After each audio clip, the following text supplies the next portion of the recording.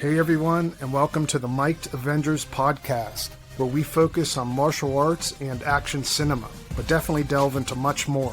My name is Jason from Martial Arts Theater 3000. I've been a lifelong fan of martial arts movies from Bruce Lee to the Venom Mob, Bruceploitation, and everything in between. My name's Dragon, aka the Fanatical Dragon on YouTube. I also write the Blu-ray reviews for Eastern Heroes magazine right here in the UK. I'm about 4 decades into this love affair with East Asian cinema, specifically action cinema. Bruce Lee, Jackie Chan and the Shaw brothers got me into Hong Kong films, but unlike my buddy Jason, I've seen a whole bunch of Japanese, Indonesian and South Korean action flicks too. So over the coming episodes, every so often, we're going to force feed him something he has not seen. And I'm Shaun, also known as Foo for Thought. It all started for me at the tender age of 14, where I discovered Jackie Chan's Drunken Master. From there, I kind of delved into old school Kung Fu, and that has been my passion for 30 plus years now. I also started delving into all realms of Asian cinema, and I'm very happy to say that these days I have a pretty strong passion for kind of dark Korean thrillers. If you like what you hear and you're enjoying the podcast, please give us a like, share and subscribe. And please enjoy this episode of the Mic'd Avengers. Hello everyone, you are back with the Mic'd Avengers boys. I am here, I am Shaun, aka Foo for Thought. I have Jason, aka Martial Arts Theater 3000 with me. Hey Jason. How's it going? And then I have the Fanatical Dragon himself with us. Good evening. How's it going? Sorry, I didn't say hi to you. I don't know why I was being rude to you. I said hi to Jason. We're beyond that point. We've transcended. I thought it was a dramatic pause for a second. We no longer have the need for trivial language. We do it through the power of our internet kung fu. That's right. We got a fantastic episode, I think, in store for the listeners this time around. We are discussing for you guys 1978's Born Invincible. That's directed by Jason. No, not Jason. No, it's directed by Joseph. Got fired from the... That's right. I have a list of cast here, and the cast of this one is bonkers. Yeah, it's got Carter Wong, Lole, Mark Long, Jack Long, Corey Yun pops up in it. Mm-hmm. Yun Shun Yi pops up. I don't know much about Nancy Yen. Nancy Yen's in it. Ling Fei, and then of course Alan Chu pops up for a few moments, and then of course fight choreography by the legend himself, Yuen Wu Ping. And as always, Dragon has some synopses for us. Only one, because I think we've established that the IMDb one is not a synopsis, it's just a review. So we're just going to go with the always unreliable Google. And this time round it says, Master Lu Ping's daughter Yin Ying trains for 3 years to avenge his death, which is not remotely... It's got nothing to do with it. That's a whole other different movie. I have no idea what Google watched, but it was not Born Invincible. So generic too. That could be anything. Good. It really is. So I think well, there is the 3 years, but the guy is punished for 3 years. He can't train. Well, the plot is actually alarmingly convoluted. Like, even on Wikipedia, there's 3 paragraphs full. So I don't think we're going to do a full synopsis. But all you really essentially need to know is that Lole and Carter Wong are bad dudes. And they have a couple of other bad dudes working for them. They send out their lower level bad dudes to go up against a kung fu school, which basically draws out the master. The master ends up going up against Carter Wong and Lole and gets killed, and then a series of his pupils from the school attempt over the course of the movie to try and get revenge on Lole and on Carter Wong, and ultimately, as it's a kung fu movie and they're the bad guys, our heroes do win out in the end, but God, it's a long and very, very kung fu filled road to get there, even though the movie is not long, but there's a lot of action in it. Yeah, there is.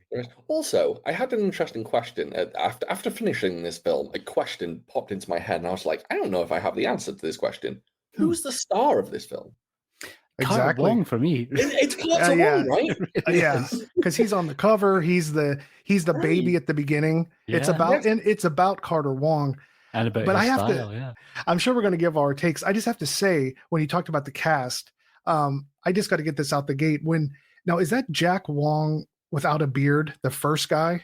Jack Long, yes. Jack Long from Mystery of Chess Boxing and right. World of Drunken Masters. Who looks he looks so different. He's like, looks like a leading man when you get that beard off of him. Mm-hmm. Yeah. I think they should have done it all in reverse. The guys at the end didn't have the charisma of him. Like he's the one they should have had at the end. And maybe that's the point because, that's kind of like in these movies, the main guy you're attached to, you have to feel that pain when he doesn't make it. But I thought they should have had those two guys go kind of like a 5-Element Ninjas where you have these guys just like getting slaughtered off, you know what I mean? And then you're right. I think he had so much, he's so much more, he would have been such a great foe to go up at the very end. Cause by the time you get to the last guy, you've only known him for like 10 minutes. You're just not really as, and yet like the last guy is arguably had the more iconic character than Jack Long because Mark Long, who's the hero of the film, he's Ghostface Killer. In the Mystery Chess Boxing. Right. Now, right. he's really had a role that defined him. He was amazing as Ghostface Killer. Jack Long is I guess 7 Grandmasters is great with Jack Long. Yeah. But he looks old. He looks old in it, right?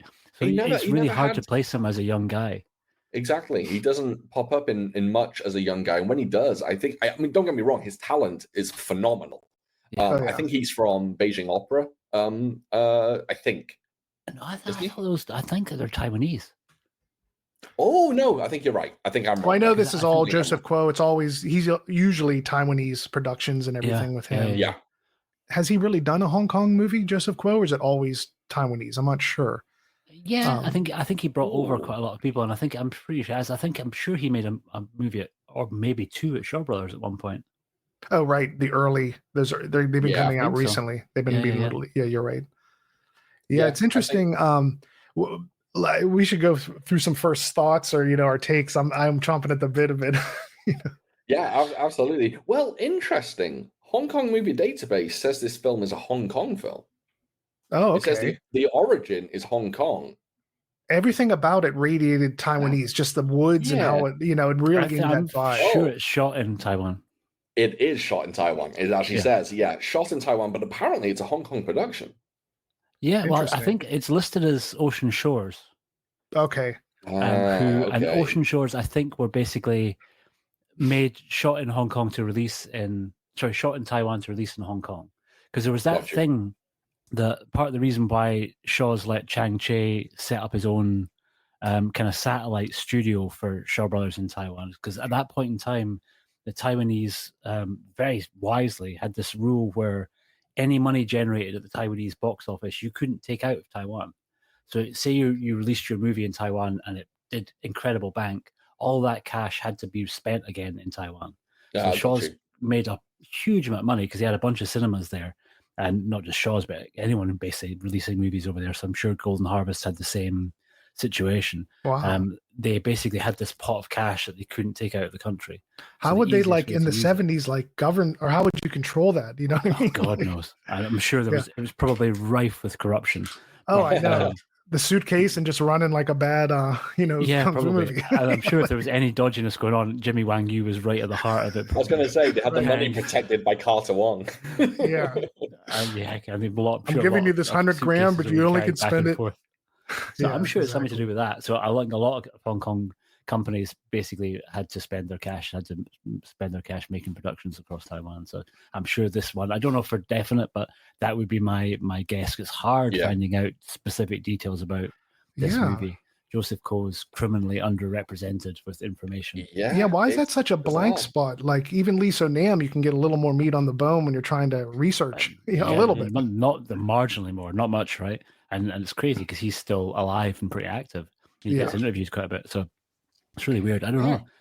But I think that the Taiwanese are a bit better at least kind of trying to archive that stuff and making it accessible. So I think you can visit the Taiwanese Film Archive and they've got copies of a lot of these things there. But cool.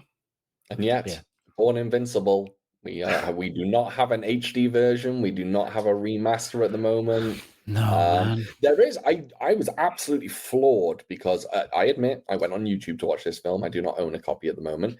And I watched it on YouTube. I watched it dubbed, but I was shocked to find a Mandarin language version that I've never discovered before. I found that too. I didn't spot that. Yeah, I found that too. Did you guys notice on the YouTube, the resolution was so bad that it couldn't even fill the screen? Yeah. Yeah. Is that, it was like, they're like, sorry guys, we can't even stretch this. Like Yeah, the resolution. We watched it in 24p, I think.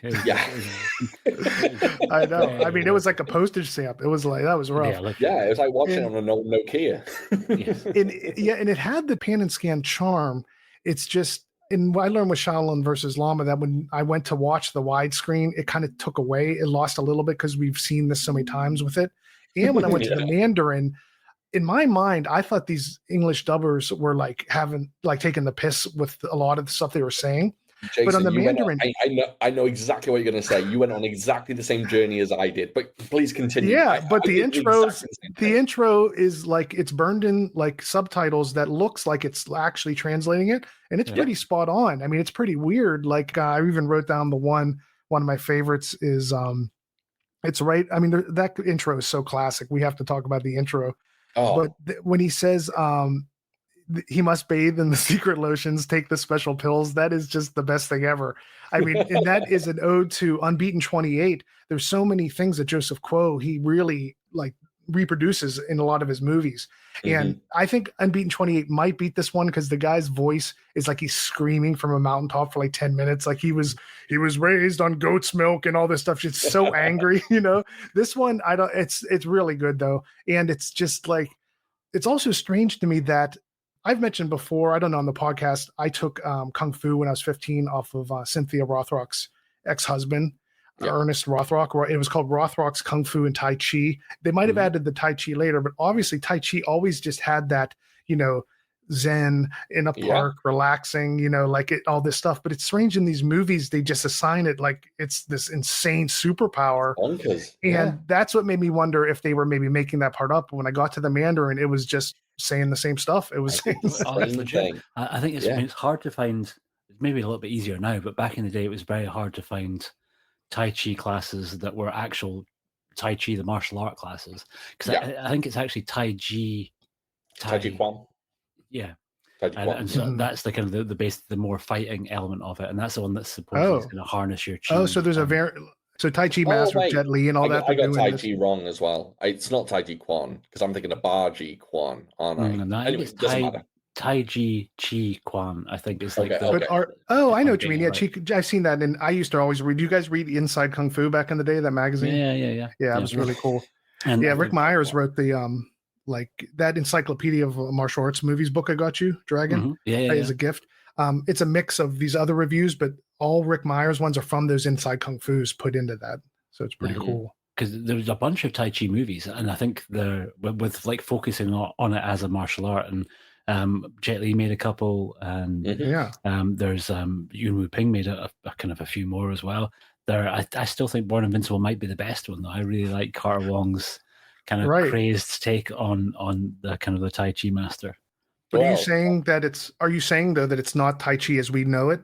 Well, it's not what old people are doing in the park, unless unless when you're not looking, they're like But are you saying that people think it's that, but that's why we're confused, and it actually is a different Tai Chi? Is that what they're really meaning? I think it comes from the same place, but I think it's without you doing the fighting component of it, you're just doing moves. Like it morphed over the years or something. Or it's just more like you're not even getting past the first chapter. Like all the stuff in the sort of exercise version of Tai Chi would be like stuff that could lead on to the other movements. It's coming from the same principle, but it's like you're not learning the whole undiluted thing, right? If I study it long enough, can I wrap a sword blade around my arm? That's all I want to know. I would certainly hope so. Yeah. Him stabbing himself on the neck, that intro, oh my God. Well, we have to get into it. So I think, Jason, please kick us off with your history with this movie. Like, when did you first see it? And then tell us, what was it like upon rewatch? Yeah, for sure. I watched this, I can't remember, probably just one of those horrible DVDs, like complete bootleg back in 2001. Yep. And we were going and buying all those, and straight off the VHS, it still feels very chopped up. It feels like there's missing sections of the plot that like it needs a little more to explain something, you know? But watching it now, it was like an ambivalent feeling. I had two feelings going at once. My first thought is, man, this is such a great movie to put on. It like kind of like that back in the day, stoned in college, and people were like, what's going on? It's perfect for that. It's hysterical. All the fat's trimmed off, and it just feels almost like a medley of fight scenes in a way, you know? I wrote this down on my notes. The MVP of this movie, I think you may agree, is Yun Woo Ping. He's the one that kind of steals the show here. It's a showcase for him. And me and Shaun have often like talked about 78, 79. I think this is such a great showcase for 78. Like this really kicks it up. And the action's amazing.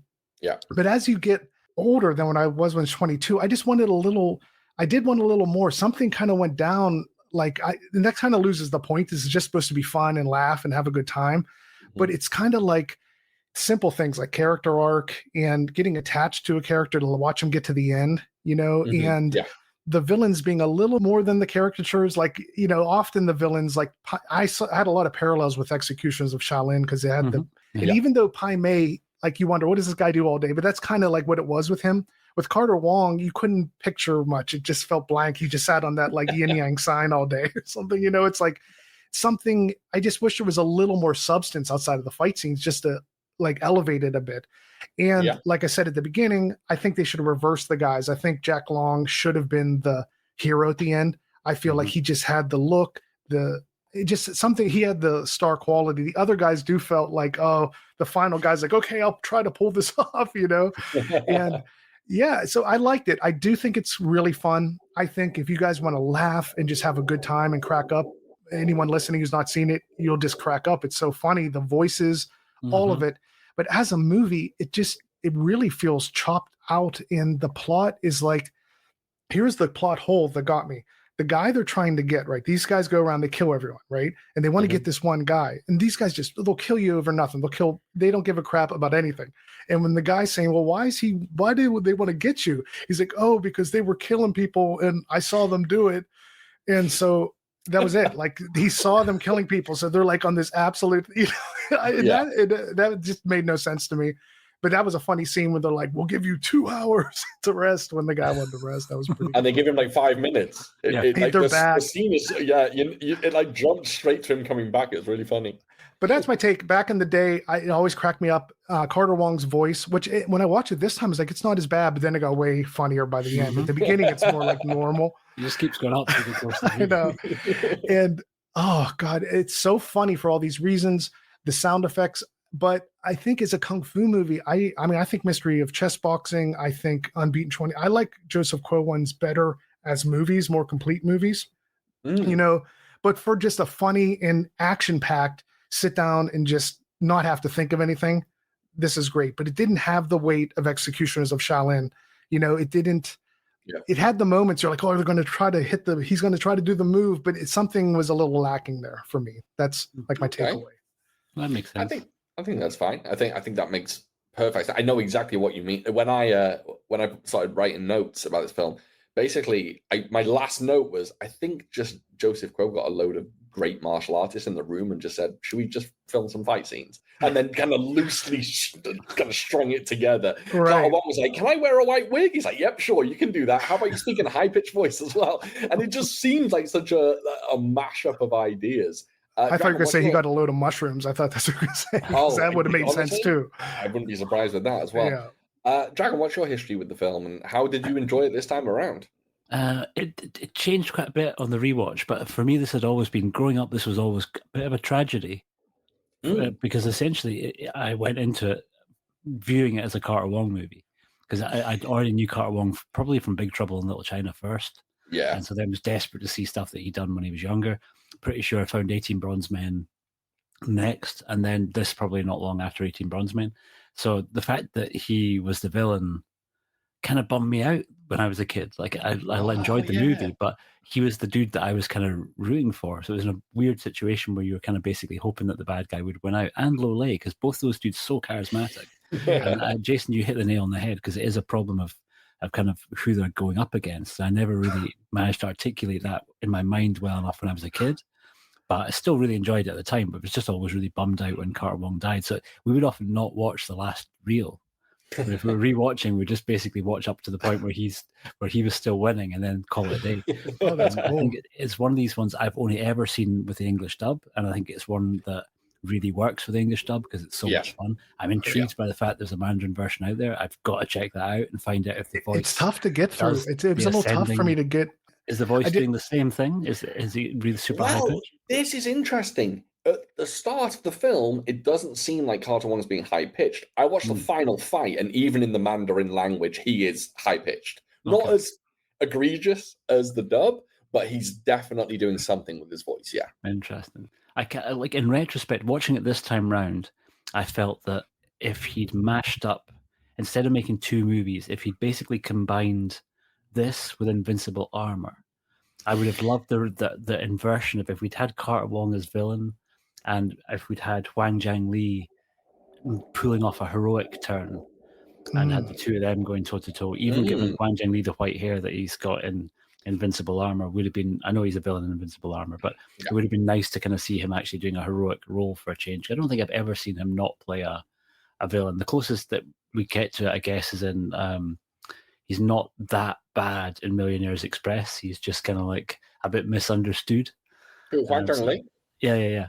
Hitman in the Hand of Buddha, he's a good guy. Ah, of course. Yeah, well done. Mhm. Ah, nice.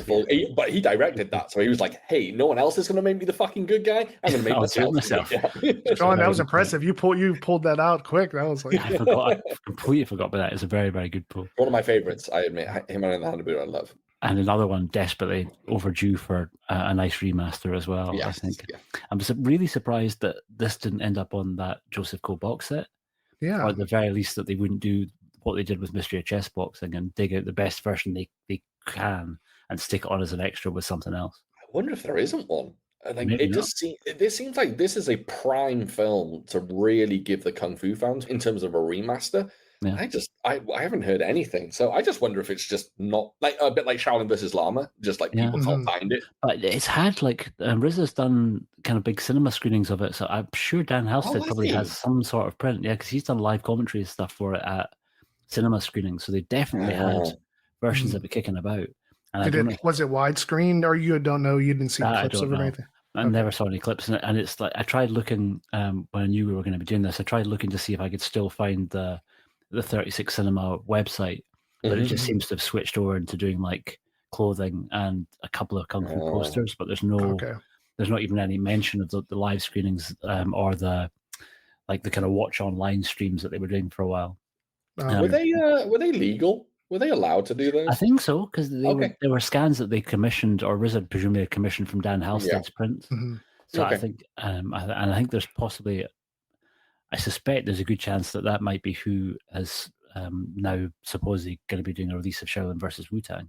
Yeah, somebody like AGFA put out that trailer for it, which looked unreal. Like the quality of that transfer was so good, and then the trailer got pulled within like 2 days. It's super quick. Like, and the reason it was weird. given, well, the reason it was given was that somebody else had the rights to it. They'd come out of the woodwork and said, "No, we're putting that out." But that was years ago now. Can we agree the rights on this stuff has to be the biggest mess in the world? It seems like you can almost just claim it and be like, and then make a, it seems, I just can't imagine, like, especially because it's so old. It just seems like the studios with Paramount and stuff, it's all ironclad. This stuff's been going on since the 20s. This seems really like guerrilla radio. Like, I think so. And I'm sure this one probably is argued against most people by Wu-Tang Collection, who are certainly the ones that have it on YouTube. And whether they actually do genuinely have the worldwide rights for it, I don't know. But I think, which gets really confusing because RZA is in the actual Wu-Tang Clan as opposed to the Wu-Tang Collection, and those two not connected at all. But yeah, it's a murky. Ironic. But yeah, I'm getting lost in the woods. But yeah, overall, cool. I think still a really, really good, fun, highly entertaining movie with a spectacular amount of Kung Fu for your. Well, you kind of rushed it. You gave us how you felt back then. How was the rewatch like? Oh, like, just what did you... now I'd made peace with the fact that he's the villain and it's all right. But I did still feel that it's what you'd said earlier on, and that he's ultimately, it's a bit anticlimactic. A, because Carter Wong dies at the end, and I didn't really want him to die. He's the most entertaining character in the movie, and also B, who he dies against doesn't feel like an end fight. Like it's you've been through like 4 people at that point. You've and they've all largely done the same stuff, and I enjoy they're them working out what they're going to do more than the fight sometimes. Like I like the guy who's working out using the steel ball bearings and spitting them into the tree, and then the other guy who's basically going up against the metal dummy. All that stuff's great. The fact that they kind of squeeze in little bits of training stuff is pretty cool. Yeah. Did you notice? Didn't it feel edited? Like it's. I guess because I love the training so much. Stuff missing. It totally feels like there's stuff missing. Like there was one part. I'm sure you guys caught it where it made no sense. He's like, I'm going for a year and I'm going to train. And even if it takes 10 years, he goes, it does 3 moves at a field and then he runs up to the guy. And it seemed that Carwong's just out for a walk. Oh yeah. There was that almost feels like Joseph Quo. That was kind of like bad directing. You could have set that up better and made it like triumphant. It's always like they're wandering on some plateau. Yeah. It's funny, but it's like, man, it's just so odd. Like, for them to meet up, it's just so strange. I know. The way they met up. I would have much preferred if they could have had at least like found some temple to use, like some sort of place that they could have had to go to, because that's one of the things that's so cool in Executioners and Clan of the White Lotus. You've got that ascension up the stairs, right? Oh man, it kind of works so well having that kind of being like the place that they've got to go to, and it just becomes like the computer game where you've got to battle up to the top level to get to the boss. Yeah, and mentally, it's a metaphor for what they have to climb up and try it again. Yeah, as opposed to just literally just catching him out for a stroll, which is where most of the fights seem to kind of take place. But I love that he did all like this incredible drawing, like Taoist symbols on the ground around him. Love all that stuff. That was cool. Really cool. And it's interesting. The Mandarin version tells you a little more about that. Basically, they imply that once he does that on the ground and you step on it, you can't step out of it. Like you're stuck in it. Okay. That's what it kind of. The subs are a bit rough. You know, the subtitles are a little.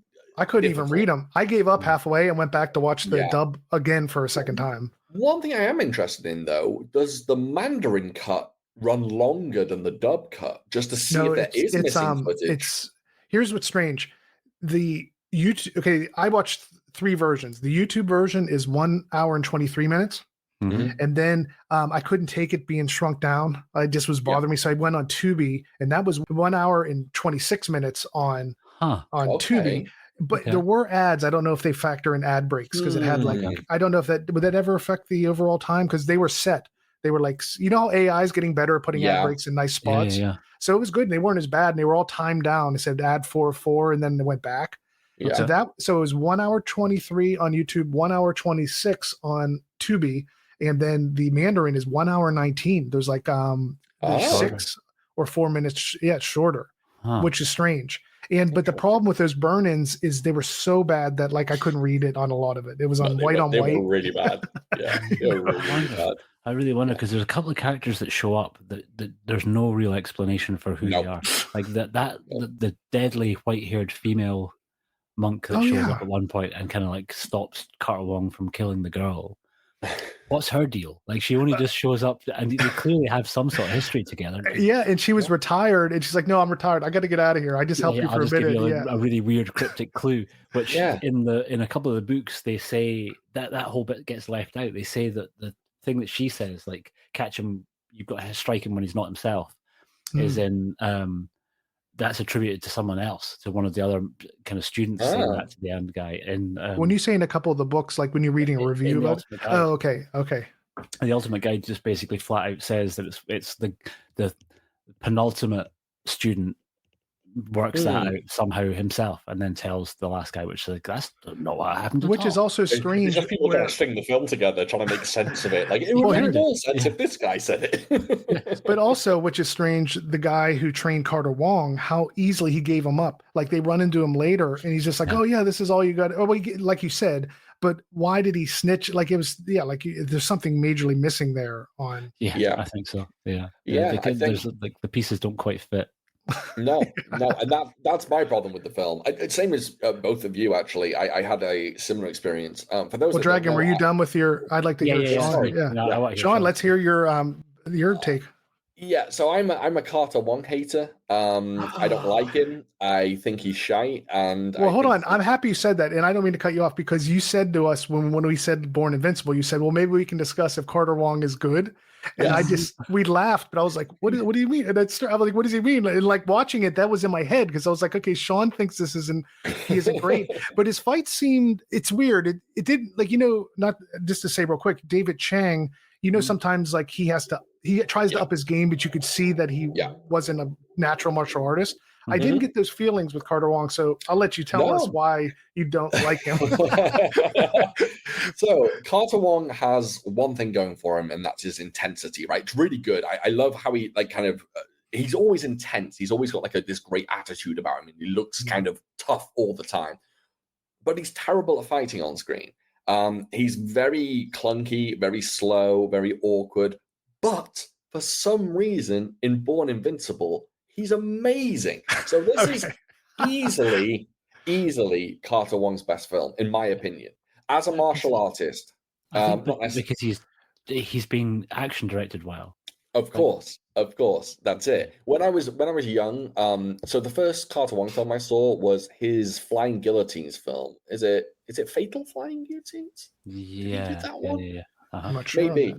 It's not great. It's a pretty bad film. I got that on VHS, but in the UK, 18 Bronze Men and Born Invincible released on DVD around the same time.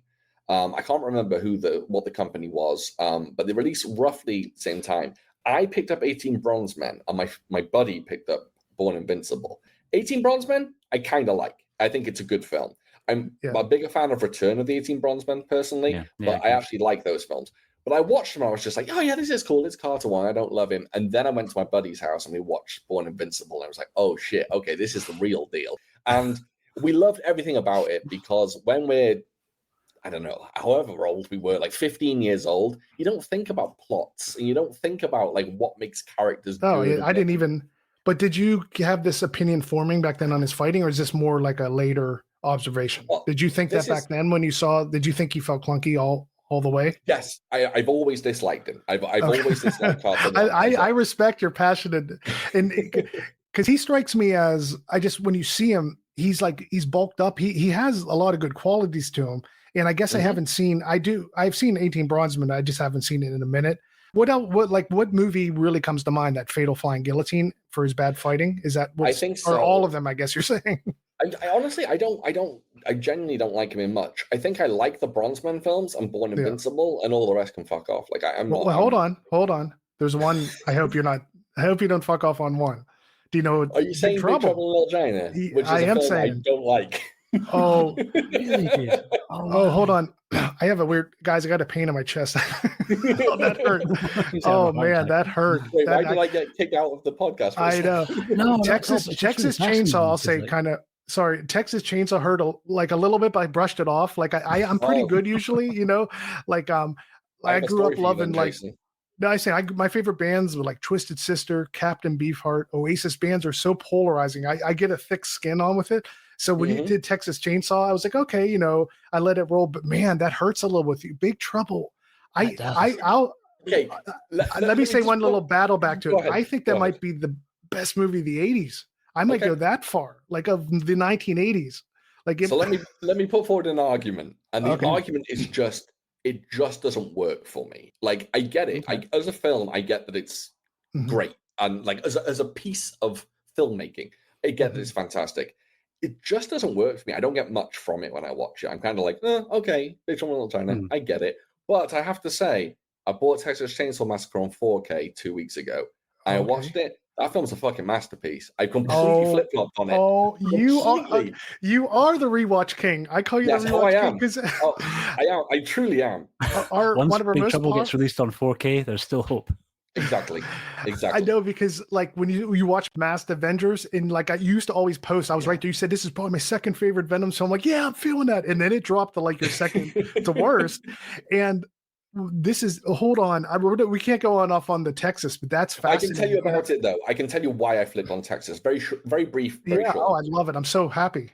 I've always watched Texas Chainsaw Massacre as a slasher film, always, and I love slashers. Massive fan of slashers. Loved Friday the 13th, Nightmare on Elm Street, whatever. Fucking Pieces, The Burning, all that good stuff. Yeah. I've always watched Texas Chainsaw Massacre as a slasher, and I've never liked it as a slasher because there's too much. I'm going to say a dumb word now. There's too many unslashery things about it Oh, yeah, that I don't yeah. like. This time, I watched it as like a psychological terror film, like just an ordeal film. Perfect. I may have smoked a little of the jazz cabbage. I will admit, I dabbled a little bit, but I came out of the other end. I was like, oh no, I've been wrong all this time. Like as a slasher, it doesn't work for me, but as this like monumental piece of just horror, it worked for me this time. So that warms my heart. I just have to say, because that's the way to watch it. Because the movies back then in the 70s, if you watched it like, let's say you put it on and it just came on and you're watching it as a drama, and it's weird, and they pick up that hitchhiker. Because it takes so long to get to it. If you just watch it, by the time it gets there, it blows your head. But if you go in expecting, I don't know, Return of the Living Dead or whatever, know, it's like, oh man, that makes me very happy. That really, but I want to say about Big Trouble real quick. How old were you when you watched that the first time? Oh, I haven't seen it in 20 years, 25 years. Okay, but you did see it when you were 7 or 8 years old back then? I did see it when I was young. And to be honest, I think I probably loved it back then. I watched it when I was like 7 or 8, loved it. Watched it when I was like 15 or 16 or 18 or whatever, and didn't love it. And then I actually started watching it not too long ago, and I actually ended up turning it off, not because I didn't like it, I just didn't have time to watch it. So how do you feel about other John Carpenter movies? Like, how is John Carpenter someone that you rate? No. That explains. Can I piggyback? How do you feel about other Kurt Russell movies? Oh, I love Kurt Russell. Oh, then again, I love Halloween. Like Halloween's one of my favorite slashers. Don't get me wrong. The Thing is one of the best horror films ever made. I actually also love. Have you ever seen Breakdown with him? 1997. That movie. That was one. I own that film. Oh, I love that movie. I love. Have you seen that, Dragon? Oh yeah, of course. Oh, I love that one. Great. And I love Overboard. I think he's like well-rounded. Kurt Russell's incredible. I even love the kid who wore the computer who wore tennis shoes. That's great. That's great. Yeah, man. Yeah. He's been around. Sorry, for a while. guys.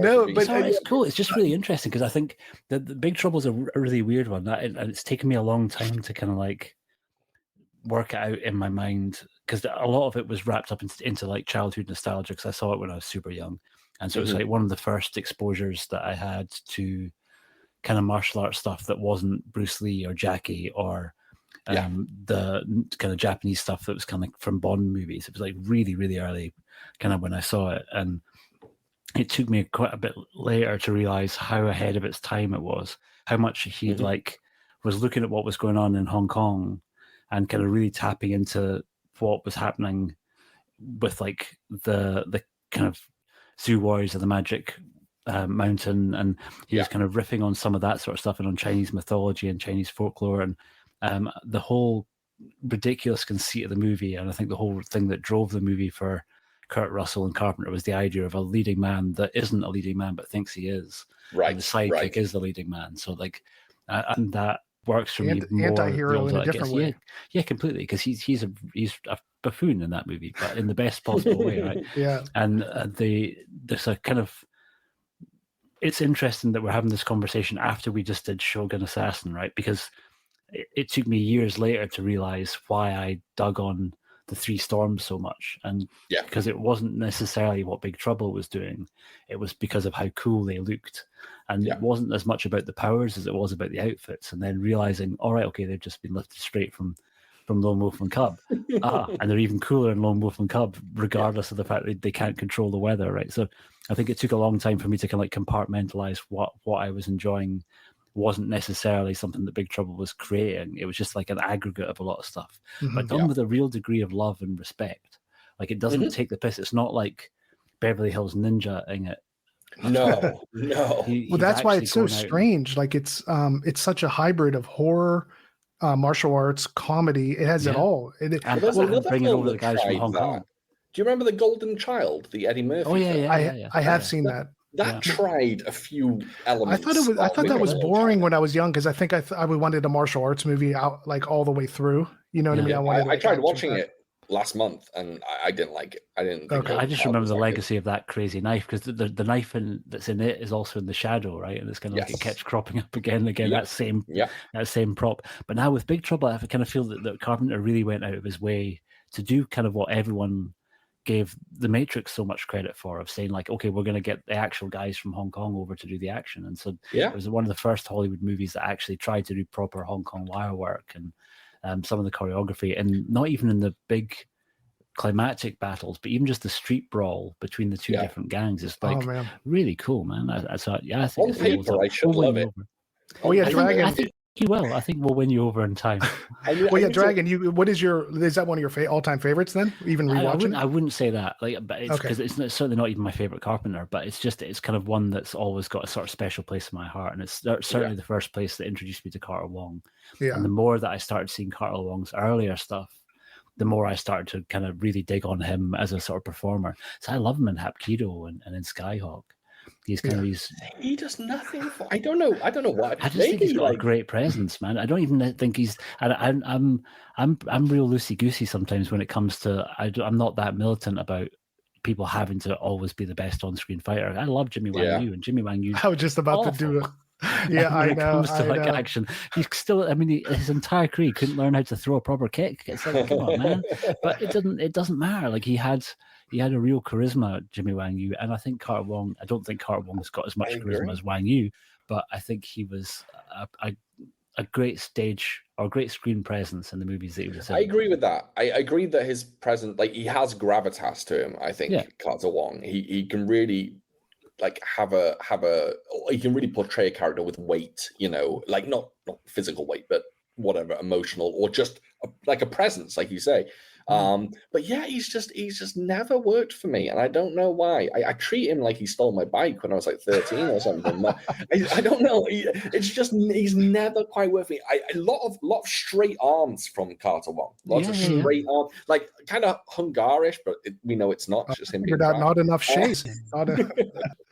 But no, I think I do like some Carter Wong films, and I think Born Invincible is, when I say that it's the perfect example of a Carter Wong film for me, I think it's more a case of it's a Carter Wong film that fits my quote unquote kung fu ideals. You know what I mean? It's less kind of a Carter Wong film, and it's more like a Yuen Woo-ping, Joseph Kuo film that happens to have Carter Wong in it. And I think there's a difference there, and it works. And of course, it helps he's in a white wig and doing the high pitched voice. And for someone who loves kung fu cinema, like as we all do, it's just, I don't know, it really, really works for me. Sometimes, and this is a perfect example of a film that does this for me.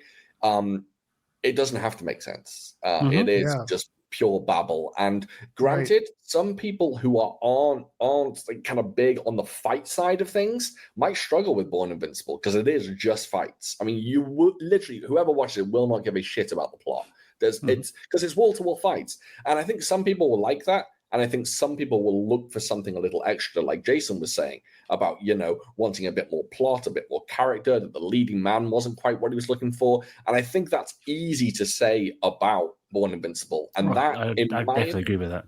Yeah, and I think... Is that what you caught on the rewatch? Yeah. But go ahead, what were you going to say?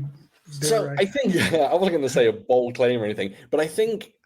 Watching it this time around, I will say this. Originally, I held it as a 5-star classic, Born Invincible. Oh, okay. I got that. Yeah. No, I'm saying now I've definitely changed my mind. I don't think it's dare I say, I can't believe I'm saying this because years ago I would have said it for sure, but I don't even think it's necessarily a must-see kung fu film. That's about 3. It's a 3, maybe if you're feeling super generous, 3.5, 3.5 out of 5. I think I would go 3.5 now. I just think it has too much that's a bit loosey-goosey and not enough. I don't know. There's just not enough to it. I think that's the phrase I'm looking for. There's just not enough to it. And don't get me wrong, I love fights and I love Yuen Woo-ping fights, But in this film, the combination of the fight work and, Carter Wong is an amazing character. It just doesn't quite elevate it enough for me. I need something extra. Well, if we look back even just at the episodes that we've done so far, I mean, we've hit some unbelievable highs, right? So it was an inevitability at a certain point we were going to get to something that I don't want to call mid, because I don't think it's necessarily a mid film, but if you hold it up to almost anything else, it pales by comparison. So as much as I love it, and this isn't me dissing the movie at all, because I think Born Invincible is great, but it's great in its own way. but it's nowhere near as good as Shaolin versus Lama. And like that's a completely fully rounded, much better plot, much better story, much better action, much better on almost every level. And then when you hold any of these low budget movies up against almost anything that Shaw Brothers were doing at the same time, it just gets blown out of the water because the production values are so much higher, and the quality of the choreography and the cinematography. And same applies for Golden Harvest, because everything they were doing was a much kind of like bigger budget to everything that they were kind of working with. But there's something to be said for the scrappy underdog.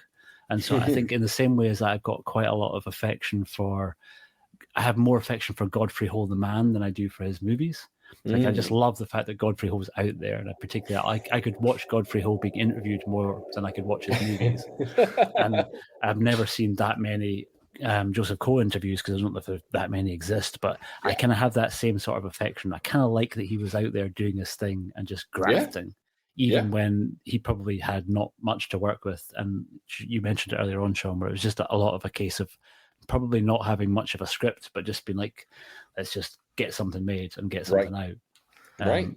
And by that measure, I think it's a great example of, it's one of, can we maybe sort of all agree on the fact that it's maybe one of the better Joseph Coe movies, whilst not necessarily being overall blindingly top tier? Well, that's where I lose it a little bit, because what it is, and maybe Shaun could have an opinion because you just saw Mystery of Chess Boxing in a theater, but where it lands for me is kind of maybe because I watched it in these environments in college and stuff. If you want to make people laugh in a room, and if people are smoking a joint or something, you put on, Born Invincible, it just hits those marks. Like, what the heck is it? The noises, everything. But like we said, it's just missing certain elements to get it even close, in my opinion, to the type of movie of Executioners of Shaolin and those ones. But what it is Joseph Coe, I think, kind of gets there with some of his other movies. Mystery of Chess Boxing has some odd moments. It's kind of like it can be disjointed at times, of course, but I don't know. It doesn't feel as this. I don't know how to explain this. This actually has a little bit of like a Godfrey Ho feeling, but not as like pasted, because it gets you almost, it gives you enough that you kind of can follow it, but you feel like you missed like a 30-second scene before it jumps to the next thing. Yeah. It's kind of like buying a pair of counterfeit jeans. It's like it says that it's a pair of Levi's or Wranglers or whatever on the back, but it's kind of not. Like the stitching's not as good, and it kind of falls apart a little bit sooner. And that's a good way of putting it. Knees faster, right? So it's not. And I think quite a few of his movies fall into that category. And like if you've come into them without having necessarily seen other better stuff, it's like it's really hard to go back and watch 18 Bronze Men after watching Shaolin Wooden Men.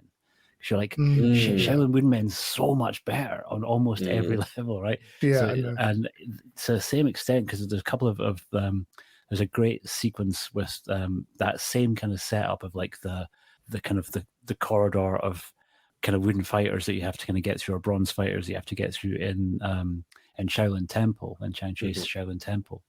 That's much better realized than maybe even the version that's in Shaolin Wooden Men, right? So there's kind of tiers to all of these little, even the gimmicky stuff. So even with this, you can find better movies that have the white-haired crazy villain from Joseph Coe's. I mentioned Invincible Armor earlier on, and I would say that that's probably overall a bit more of a rounded movie with a better storyline and a much more capable villain from a martial arts perspective. Huang Zhang Li was light years ahead of what Carter Wong was doing, but I still think there's a lot of charm here, partly because of just how odd it is in the kind of the strangeness of the Tai Chi and the penny flute that's, I think, meant to be intimidating, kind of. When they drop that, it's meant to be him like almost like that. There's that bit in the Death Star when they pull that handle just before it fires, and you get that. I feel that's kind of what they were going for. The only sound effect they could find was that penny whistle, and so it ends up being a little bit preposterous. But for me, it's just it warms my kung fu cockles. I agree. I think the charm, I think you nailed it with the word charm. I think this film has charm by the bucket load, right? And it has I think I put a quote in my notes. It has the whole hey, you wanna die, just classic kind of brilliant lines from Carter Wong's character. So odd too, ones that you could never sample because it just wouldn't work. Yeah. Like no one's starting off a Wu-Tang track No, I wish. Not unless I you wish. pitched it way down, right? And then it wouldn't be the same. Not only is it hard to hear sometimes. Did you notice this movie? Like, it's very hard to hear some of the lines. I mean, they're like buried under the sound effects. He will say, like, he also says these lines. It seems like they kind of just threw them in. Like he's making funny lines and they're powerful. He's like, how dare you fight me? It's like, how dare you fight? They already been fighting or something. I'll show you how to fight me. Like, and that's what's like, did they just make that up on the spot? Well, we know the dubbers probably definitely did. That's why it'd be amazing if we got like, maybe someday there's like, oh, by the way, this movie was meant to be 2 hours long, and there's a whole last act that we didn't. There's a whole last reel that we didn't know that was here. There's actually the girl basically goes up against him or whatever, and there might be a whole different explanation in the original language that we just don't know about. So I think that's what you said about Shaolin vs. Lama. There's a version maybe with 20 more minutes or something. Wasn't there like a 2 hour? Okay, much more plot. Same amount of fighting, but much more plot apparently. On Joseph Quo, I bring up Unbeaten 28 because that's one of his when growing up. I just rented it all the time. I think Mang Fei is just really charismatic, and it has a lot of these similar things where he has to go through these different trials and different like corridors and fight. It's similar, maybe not bronze, but Joseph Quo likes to make these different elements out of it. It's neat. It feels like, because when the budget's low, you could see like almost the paper mache of it all and stuff, especially indoors. And it's cool. It's almost a little bit student filmy in those moments. It's like, and he gets it up to the level just enough. And it really has that gritty and funny. There's certain things that Joseph Quo has that you don't get in these other ones too, in Mystery of Chess Boxing. And I don't even know how I would describe it. Like the opening with Ghostface Killer and all, it's so odd. There's so many odd things. It's like a mixture of funny, like you can't tell if they're in on the joke or maybe the dubbers. You get lost at if it's tongue in cheek or not. And that's kind of the beauty of Joseph Quo. A little bit. And I think if you took out Ghostface Killer or even just called him something else and you changed his dialogue and you took out that great opening kind of on the chessboard, a lot of that movie wouldn't fly as high. Like that's kind of one of the gimmicks that he kind of created for a movie that really worked. And a lot of the dialogue in the English dub in that movie is so good. And it's probably linked into the Ghostface, the musician lifting so much of it for his album. So that I think there's those lines of dialogue have transcended into a place now where they're no longer just lines of dialogue now.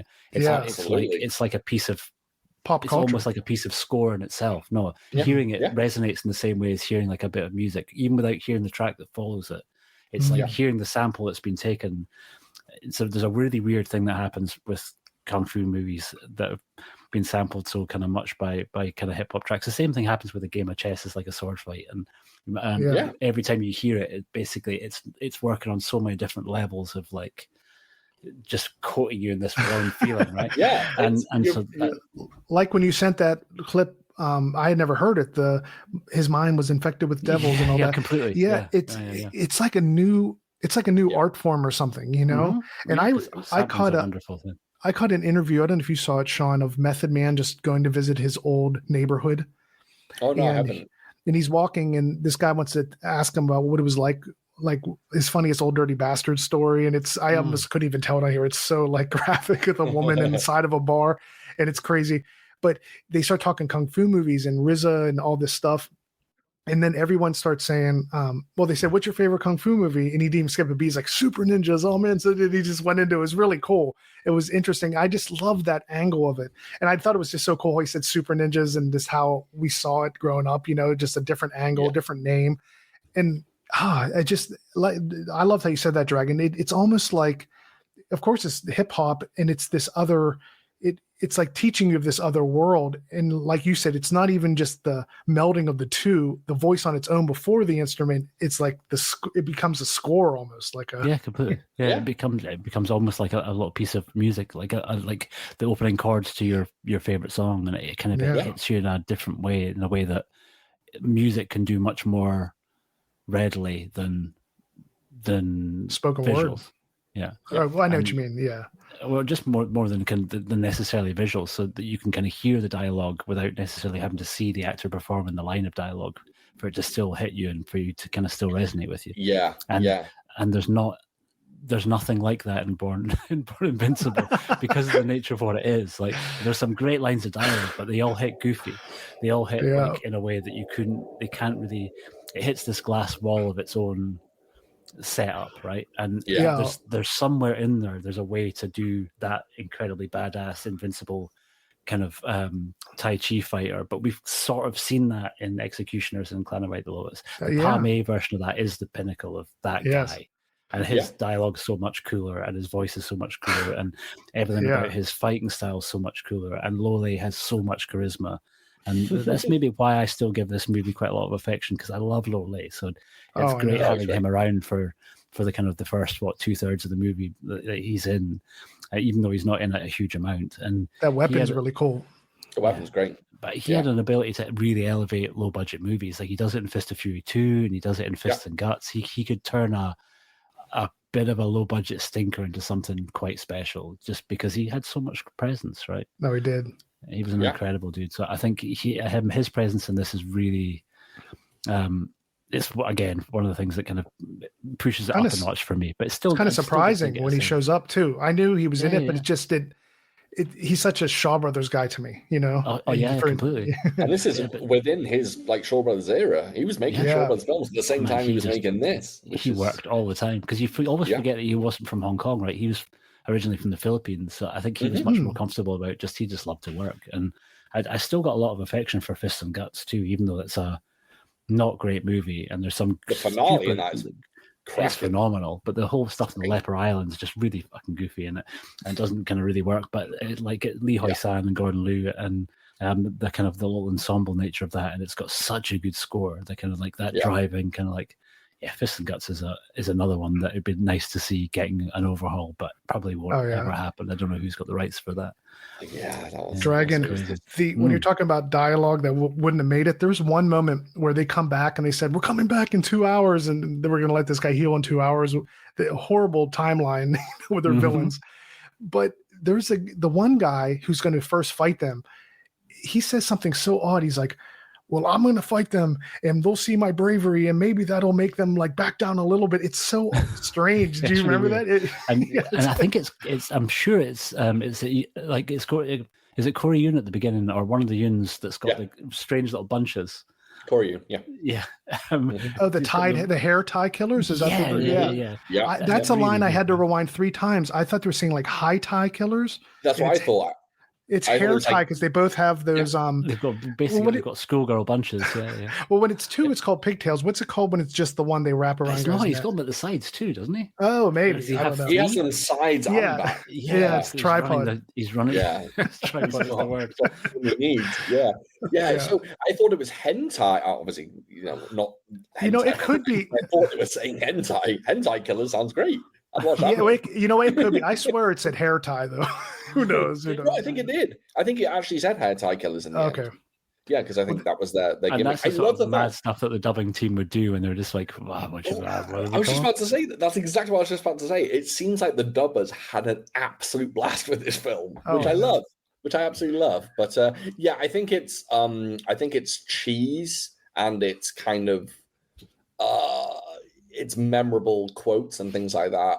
I think last longer than the film does. Does that make sense? Like, I think it transcends it. It transcends it. Yeah, I think like we were saying, like some of these things become like cultural milestones, or not milestones, but like just embedded in our culture. Like a lot of people know that character, Carter Wong's white-haired character, maybe that don't even know the film that well. Or, may know some, I don't know, kung fu quote found on song or whatever. But I think the actual plot, themes, story, like that doesn't transcend it. That is kind of like, that bit doesn't work. But it's all the cheese and all the fun stuff that kind of works. Did you guys catch, I wanted to ask you that this was strange to me. The first fight with the hair tie killers and when they're trying to get that guy, that fight scene is so well framed. There's a lot of dolly shots and they're doing all these like acrobatics. Like, man, this is excellent. And when they connect the poles together and then it's just so great. It grabs you.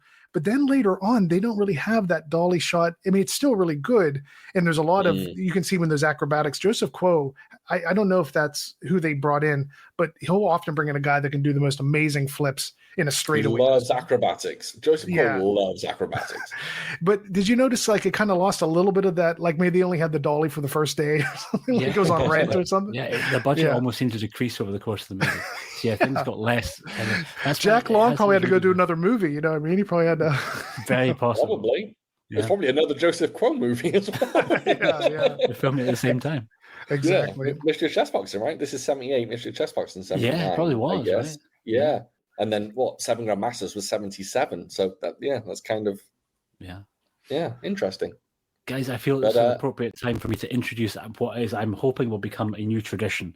So we've been speaking about doing this for a while because I think we noodled around the idea when we were doing something else, but we just couldn't remember which book it was. But obviously this is an audio medium, so people can't see what I'm holding up. But we have The Ultimate Guide to Martial Arts Movies of the 1970s, which is a book by Dr. Craig D. Reed, published on Black Belt Books. And it's unusual in the fact that for every movie that it covers, of which there are a bunch, he gives a percentage score, not of a rating of the movie, but of the amount of martial arts in the movie. And it's fascinating to kind of look at the films that you remember as being very action heavy and then realize they're really not. But Born Invincible rates astronomically high in the fighting the story. Yeah, this is cool, Dragon. I like this new it's segment. high, man. It's 49.04%. Oh, okay. Man. So Just almost under half of the movie.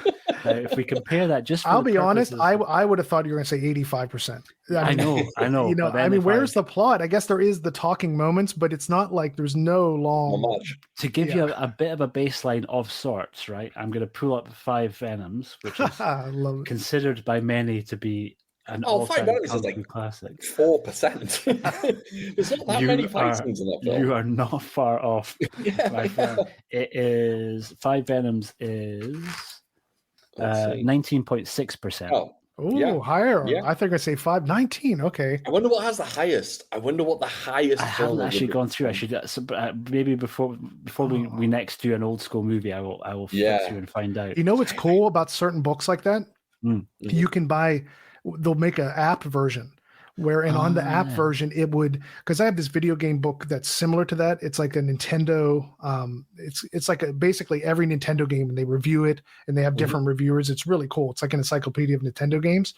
I didn't get the app, but if you get the app, all the ones that are 5-star, you can look them up in 5 stars. You know, and then you can look up all the 1 stars. You know what I mean? So on that, it would have been cool because we could easily, if there We wasn't could have searched by percentage. Yeah. yes, you know. But I wonder. I mean, Shaun, did anything come to mind when you think of this one? Seems tough to beat for the school. I think the only ones that come to mind, and funny enough, they're Shaw Brothers films, would be 5 Super Fighters and Monkey Kung Fu. That Stroke of Death, aka and Monkey Kung Fu rather than Mad Monkey Kung Fu. Not Mad Monkey Kung Fu, Monkey Kung, Stroke of Death as well. That it's called, but I imagine they're fairly high. I love Stroke of Death. Monkey Kung Fu is 46.78%. Yeah, I knew it was up there. Well, what about 5 Super Fighters? 5 Super Fighters. Oh god, it'll definitely be in here. Because that's chocker as well, full of fights. I need the do. Oh, I know, right? We got to talk at you. Well, you know what? Here's the thing with this. You can have a ton of fights, but if it's a longer movie, then the percentage goes down, of course. Exactly. So like Shaolin versus Lama has a lot of fights, but there's those, long. And I wonder, do you think he doesn't count training? Of course, it's just one-on-one or. I think so. Yeah. Yeah. Okay. Because like Invincible Shaolin, that's interesting. I bet you Invincible Shaolin's kind of low because that's like 50% training.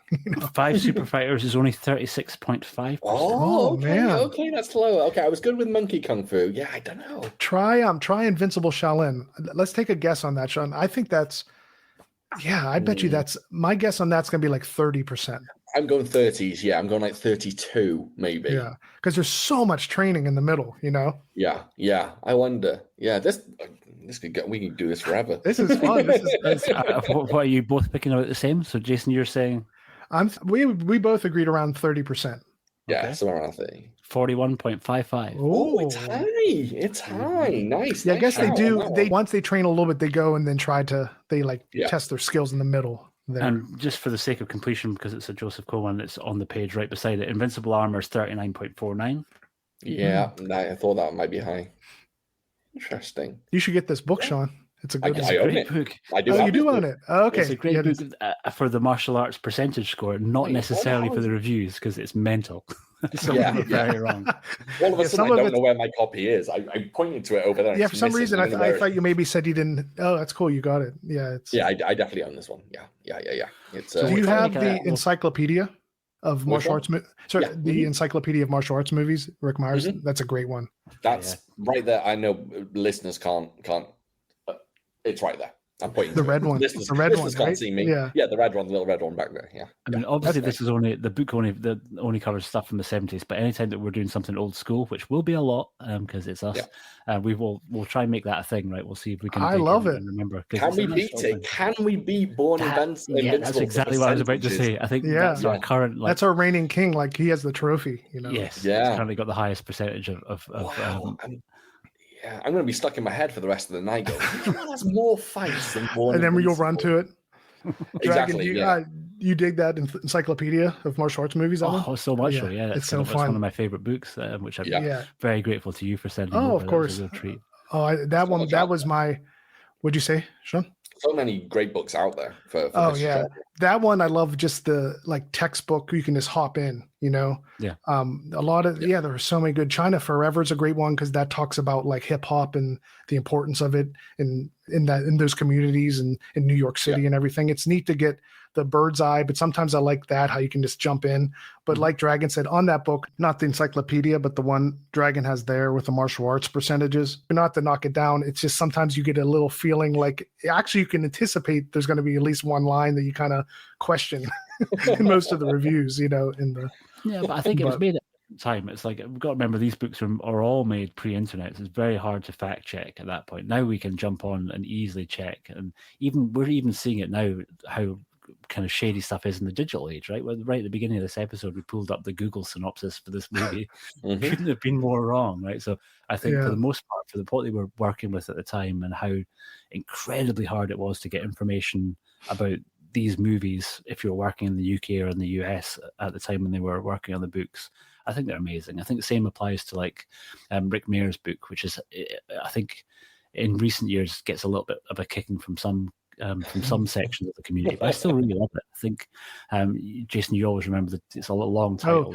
Well, there's two titles. Yeah, it's I actually have two different versions of it. It was there's one. It's called From Bruce Lee to the Ninjas. Then it says martial arts movies, and then there's one. It's similar. It says martial arts movies from Bruce Lee to the Ninjas. It's interesting. It's the one has like the title inversed, but what's on that one? So that's the one you're referring to, right? Yeah. So that's his 80s one. Then he has a 2001 or it might be 90s, but it might be 2001. He has a revamped version with Jackie Chan with a fist on the cover. Yeah, that's right. There's that one. That one I haven't got. That's the one I don't have. But then I have his newest. It's called Films of Fury, I believe. Yeah, and that's kind of, it's similar, but what hurts me is what I loved growing up is those pictures in there. He got all those pictures of those black and whites, and that was just, I could see it. And it's funny because it starts out lined up, so you're reading about it, but then of course with the writing, by the end you're reading about Japanese and as pictures, it can't always line up, you know, because it's like it gets disjointed. But I do like Films of Fury, and then it has the movie. I think it's the same title. He was behind the documentary, right? Yeah. The documentary I love. Yeah, what's the one? I forget the title. I thought it was one of the best ones on it. I did like the Films of Fury, but I thought it's what is it? You would know what it is, Shaun. Iron Fists and Kung Fu. Yes, that's the one. That's what I'm thinking of. I can remember it. I really enjoyed that one. That's a Australian documentary. Oh, that was so solid. I want to get that on. I want to get that on DVD or I don't think it's on Blu-ray, but I'd like to get it. You know, not too sure. I don't know. I don't think it should definitely be on Blu-ray. It was on Netflix for a while. Yeah. And sometimes on Amazon Prime. Yeah, because sometimes like Talking Heads ones can be like on Amazon Prime. Like Amazon Prime doesn't always have like the best curation of the quality. Like Netflix always pushes the newer ones up, and it has to be of a certain level. If you want to watch a mafia documentary on Prime, it could be some like from 1998, some guy standing in his driveway, then another guy, like talking about it. And that documentary, it is kind of talking headish, but it's more edited, kind of like Enter the Clones of Bruce. It's if it moves in a certain way, then shows it. It doesn't feel like just these guys, talking. Yeah, no, it's a kind of good modern update to kind of like the one that John Saxon presented that's on the Right and Wrongs Vinegar Syndrome disc, and then Eureka put it out on one of theirs. That's like, God, it's got another one with a weird name. It's like martial arts. It used to be called the Best of Martial Arts. Yeah. In America, it's called the Deadliest Art, I believe. Yes, that's why I don't know that, because Leon from Hong Kong and Beyond brings that up a lot, and I think that's like on the UK, you guys knew it, and I have heard the Deadliest Art though. Oh, it was a rite of great passage. It was a right, but like when I was young, everyone saw that documentary. Like not just me who like kung fu films. All my like high school friends had seen the John Saxon documentary. But that was the source, right? That was how you found out about which other movies to track down. Exactly. That's like, how I found. What we had. Yeah, I found Duel to the Death via that documentary. Same year, I think. Yeah. Speaking of like different sources, when it was tougher back then, when I would order those VHS, I would almost want to find this guy who worked at Advantage Video. He always just sent me the best things. He got me the martial art, the encyclopedia. He sent me Drunken Master 2, and he like kind of just said, "Oh, you should check this out."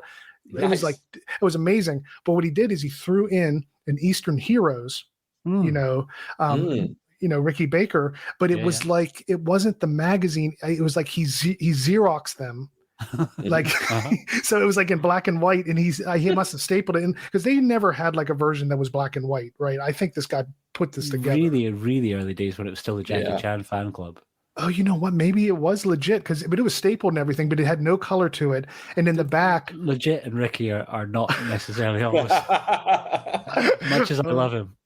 Yeah, at the end there.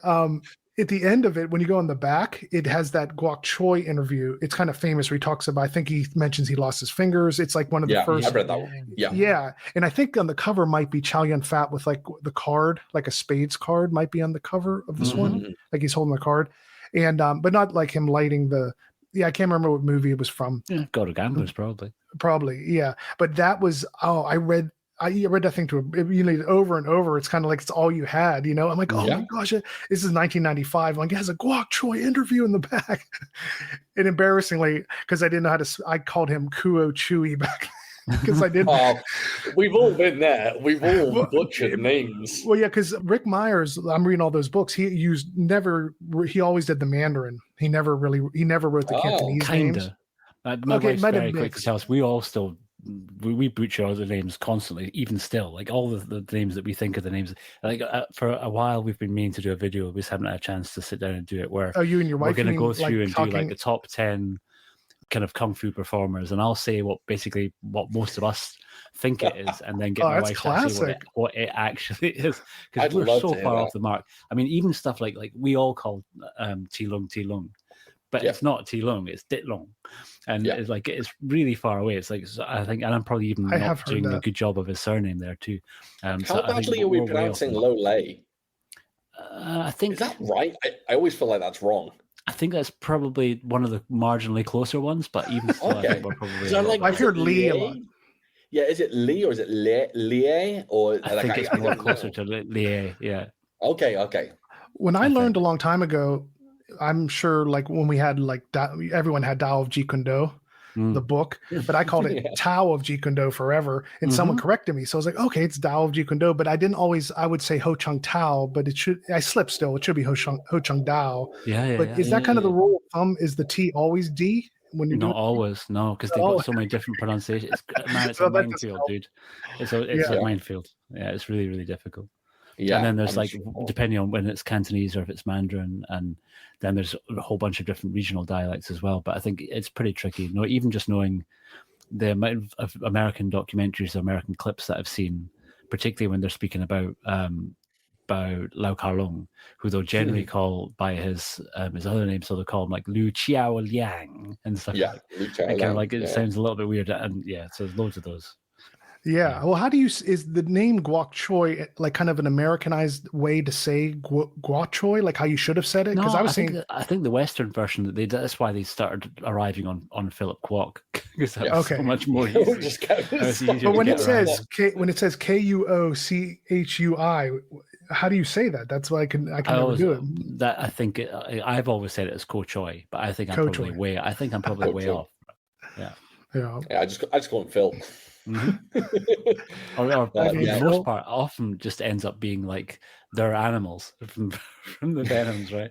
That's why, like, for so many people, like particularly like loads of American audiences do never call Lomang. They just call him Toad. Toad. Yeah. Yeah. And I love how they talk about it's never like Lomang's skills or his skills in the movies. They always just talk about the Venoms. They're like Toad versus Scorpion. They're still, always talking. It's interesting. That movie. And then there's a subset that won't even do that. It's the kid with the golden arm. It's like exactly. or right just before, golden arm. Every day is someone saying Golden Arms is the best every day. Like because I did the Who Are the Venom mob, kind of breaking down their histories. And every day it's people saying Five Deadly Venoms is the best movie, and just Golden Arms, it is neck and neck. And I just can't believe the legs that Golden Arm has gotten over the years. Man. Because I think we're all very firmly of like Team Crippled Avengers as being the real point, right? Yeah. I like this unison. I love how, like, the books, when I name them, Shaun's like, it's right there. I love how we all love books, the book side of it. You know? Yeah. We're all pre-internet kids, right? Of course, but you guys, did you have like Tao of Jeet Kune Do growing up? Both of you? I didn't get until much later. I got it from my library, my local library, and I actually read it from the library. And then, of course, I had to send it back. But I did actually have it when I was a kid, like for a brief time where I read it. But I don't think at some point I may have owned it, but I definitely don't own a copy now. Oh, okay. That's cool. There's Frankie Balboa just posted they're going to be redoing These Fists Make Bricks, like I guess a hard copy expanded. I think that one's great. That almost feels like a sister book or like a companion to the documentary, which I can't remember the name. What is the one we just talked about? The name of that one? The Fists and Kicks. Yeah. I don't. Yeah, punches. These fists kicks breaks. But yeah, the vibe of that documentary is kind of like reading that book. These Fists Bricks. I love that. Have you grabbed that one yet, Dragon? Have you grabbed that one? No, not yet. No, the last book that I bought was Mike Fury's book. It was the second volume of his Art of Action book, which is just a series of interviews with different stunt performers and martial artists. And that's really, really good because that kind of like I'd love to get the first volume because I think the first volume he speaks to Scott Adkins and a bunch of other people in volume 1, but there's loads of great interviews in the second volume too. But just really, really good. He's a really good interviewer and he asks people the sort of questions you would kind of want. It's quite. What's that one called? I got to get that. Art of Action. It's like Art of Action Volume 2. Okay. And for a while, if you keep an eye on him on Instagram, there's like periodically he'll throw out a code that gives like 25 or 30% off on ordering it. And that was kind of the time that I picked it up. And it's hardback and a really nice, nice feeling book. It's a decent size. Shaun, did you get These Fist Break Bricks yet? Have you grabbed that? No, not yet. The I bought is. Do you know the book? It's All About the Style. That one. Yes, I have that. I have that. Yeah, I think that's the last one I bought. That was a long time ago. I still really need to get. We've spoken about it before, but this is almost turning into. At this point, he's almost without knowing it. He's the honorary mascot of the show. But I want to get that Eric Jacobus book. I want to get the one that we seem to mention almost every single episode because it's a great book. No, I like it. I recommend to listeners too. And Shaun, you grab These Fist Break Bricks for both you guys. It's something about it. It's like the history of it. So as you go through it, it has all these posters and it's so scanned beautifully. So it's not just like a dense read. It has all of course, it has like the history as you read it, but then the posters are scanned just so great. I love it. I love it. And that's how I grew up on it. I love, of course, straight reading just words on it and learning about it, but there's something about seeing those Grindhouse posters as you're reading. It just gives that. It's kind of like having the Wu-Tang element come in, I'll definitely. Just quickly checking to see if there is for the kids. There is also an audiobook version of it. Oh, cool. Really? Which is read by the two authors. So it's read by Chris Poggiali and Grady Hendrix. Oh, so not the Mike Fury book. You mean These Fists? No. Sorry, These Fists Break Bricks has got. Cool. It's up on Audible. Cool. That's great. Yeah. Well, all right, Shaun, dude. Are we ready to wrap it up? Have we talked about Born Invincible enough? I think we went down lots of very interesting avenues with Born Invincible that some people may not go down. So I think it was a very interesting discussion. I'll be honest, that Big Trouble tangent, I mean, that might have to be a future episode because I think you're going to cut that all out, right, Jason? That's going to be the clip on Instagram. No, I think, and like honestly, Shaun, I think in as much as we might have mild disagreements over that, the one that I'm going to mention just because it's an example of how we can have completely 100% yin yang, polar opposite views. Absolutely. Your rating of the new Superman movie was a 5-star experience. I think I gave it half a star. So. Half a star. Wow. I hated that movie so much. But it's cool. I still love you dearly. I'll so tell you what. Well, of course.